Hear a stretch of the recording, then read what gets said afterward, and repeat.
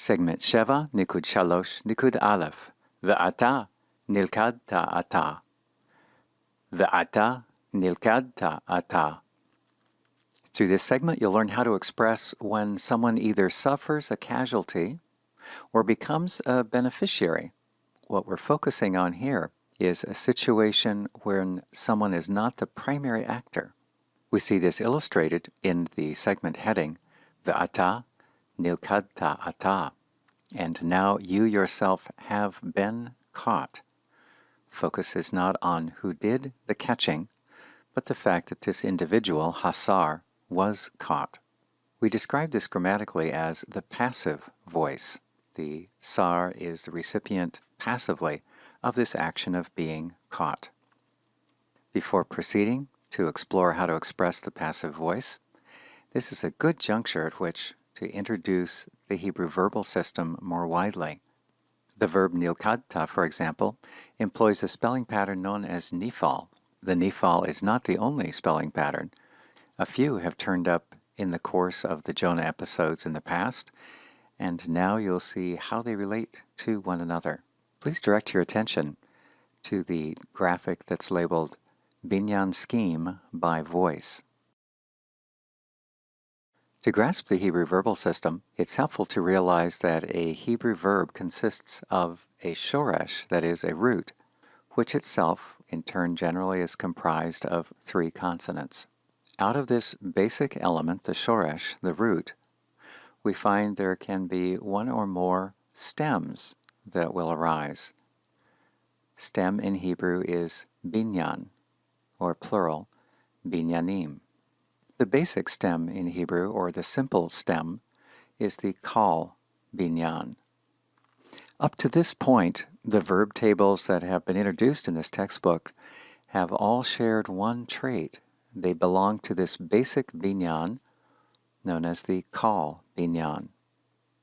Thus, if we were to describe more fully a word such as shamarti, we would describe it not simply as a katal conjugation, first common singular, from the shoresh shamar, meaning to guard, but we would also specify that it belongs to the kal binyan.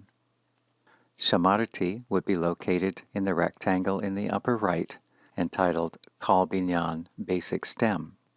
A brief glance at the other rectangles in this scheme makes it clear that Kal is not alone as far as binyanim are concerned. Proceeding down the right side, we see next Hifil binyan, which sometimes presents a causative meaning. Below that is the Piel binyan, which sometimes offers an intensive meaning.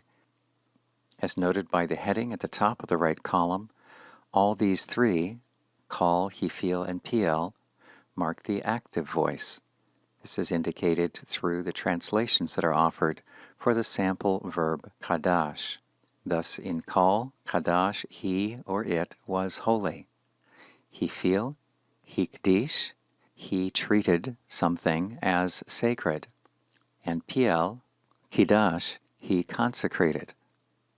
Each of these express the action performed by a subject. In the far left column, headed by the title Passive Voice, you'll find several more binyanim. Kal passive, which presents the passive of a kal stem. Hofal, which presents the passive of a hifil. Pual, which presents the passive of a piel. These 3 offer the passive voice. Incidentally, you'll notice that wherever possible, the shoresh kadash has been used because it is widely attested in multiple binyanim in Biblical Hebrew. Where kadash is not attested in a particular binyan, then another frequently occurring shoresh has been employed. That is why for the kal passive, we find katuv, meaning that which is written, rather than some form of kadash. In addition to active voice and passive voice, a third category is known as reflexive. This refers to situations where action is performed on oneself or in one's own interest. Those binyanim that are capable of both passive and reflexive are located in the diagram straddling the passive voice and reflexive voice columns. Illustrative of this are the nifal and hitpa'el binyanim. The dotted arrows connecting nifal with kal and connecting hitpa'el with piel signify that certain nifal and hitpa'el verbs are not genetically linked to their active voice counterparts. Some nifal and hitpa'el verbs stand independent of any kal or piel correlation. Since that is the case, it's vitally important to learn the meaning of each verb in the context of each binyan. Once again, it's vitally important to learn the meaning of each verb in the context of each binyan, rather than relying on a general shoresh meaning and then adapting that meaning to an assumed binyan function. Uninformed readers of Biblical Hebrew can get into trouble by making assumptions that if they have a general sense of the meaning of a particular binyan and they know the meaning of a shoresh in a separate binyan, they can combine the two and generate, by assumption, the meaning within a second binyan. That is a hazardous thing to do. Sometimes it will work, but there are times when the genuine attested meaning in a particular binyan will not trace genetically to the shoresh meaning in another binyan. So once again, please practice the habit of learning the meaning of each verb in the context of each binyan. Please turn your attention to the table that's entitled Forms of the Verb Shavar in Various Binyanim. This table will take a single shoresh, shavar, and follow it as it moves through several attested binyanim. Notice then how the meaning changes as we move from one binyan to another, once again, always anchored in the same shoresh, shavar. This is not an exhaustive list, but only representative of the various conjugations which can be found within a particular binyan. So let's begin with participles. Shover, this is a masculine singular participle, one who breaks. To get an idea of how a comparable participle would appear as a nifal binyan form, move one column to the left. Nishbar. Again, it's a masculine singular participle, but notice the meaning is no longer one who actively breaks, but one who passively is broken. Continue to the left, one column, to see what the piel meaning will be. Again, a masculine singular participle. It is mushaber, and means one who not breaks, but one who shatters. How about the hifil binyan? Mashbir. This means one who causes to break forth. Moving one row lower, let's examine how the infinitive construct, construed with the preposition le, will appear in these various binyanim. Lishbor means to break. Lehishaver means to be broken. Leshaber means to shatter. Lehashbir means to cause to break forth. What about a finite verb form? The next row will present us with first common singular of the katal conjugation. Shavarti, I broke. That's the kal binyan. But in the nifal binyan, nishbarati means I was broken. Notice that it continues to be past tense. Notice also that the suffix ti continues to be operative, as for kal, so also for nifal, as it will for piel and hifil as well. But the meaning is passive. I was broken for the nifal binyan. For the piel binyan, still katal conjugation, still first common singular, shibarti. This means I shattered. And in the hifil column, hishbarti, I caused to break forth. The last row will present a yiktol conjugation, staying with the first common singular forms.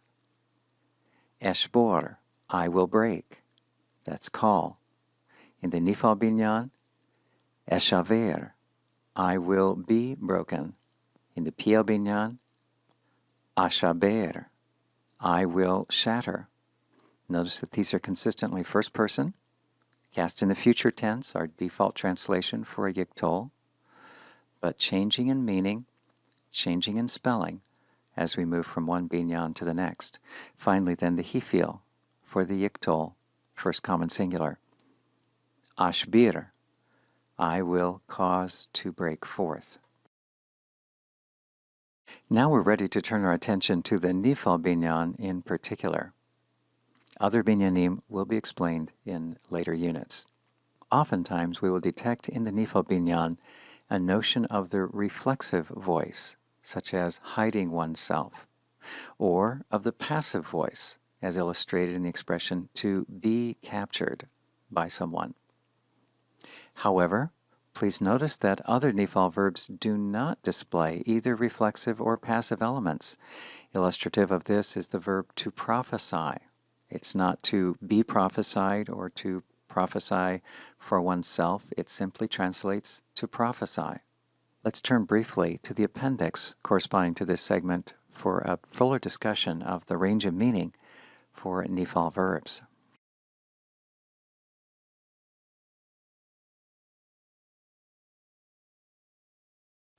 Some of the connotations which grammarians have found they've needed to add to the range of meaning for the nifal binyan include resultative, often with a sense of capability. This may be seen in nira'ah, he was visible, or he appeared. Juon and muraoka add a connotation of toleration. This may be seen in the verb ne'atar, to allow oneself to be entreated, which then conveys to grant an entreaty. From this varied collection of meanings, we can see that the nifal resists the attempt to fit into any single unifying function corresponding cleanly to some element in English grammar, such as the passive voice. It clearly is not limited to this. Once again, we see that it is important to learn each nifal verb with its unique meaning.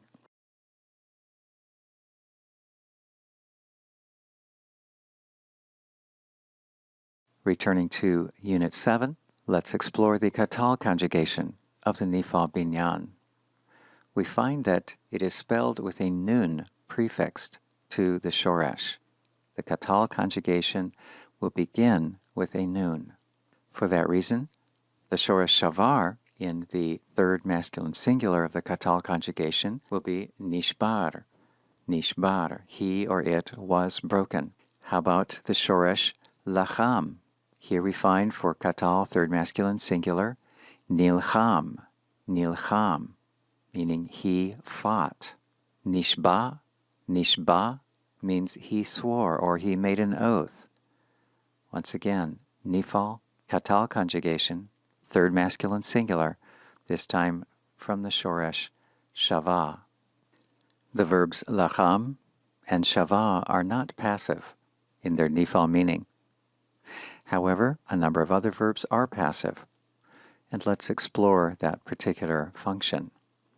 If you're employing a verb which does have a passive meaning, and if you further wish to indicate by what or by whom the passive action was performed, incidentally we call this the agent, there are three ways that you may employ to introduce the agent. You may use the preposition min, such as in the expression Asher nitan lanu me anshenu. Min is part of the compound me anshenu, meaning which was given to us by our husbands. Min corresponds to by. Alternatively, you may use the preposition be. We find this in the phrase Asher lo naasa vahem melacha, by which work had not been done. The preposition be in vahem corresponds to the preposition by in the translation. Occasionally we'll find the agent introduced by the preposition le. This is illustrated in the following phrase. Baruch atah ladonai Yonah. Notice ladonai, the preposition le, corresponding to the English preposition by. While it is possible to identify the agent of a passive action in any of the three ways we've just described, it's worth observing that often in the Hebrew Bible we will find a passive used without mention of the agent. Once again, simply by virtue of the fact that you've encountered a passive verb form does not assure you that you will be provided with the agent. Sometimes the biblical writer is only interested in indicating that some entity has suffered a passive action without indicating who has caused it.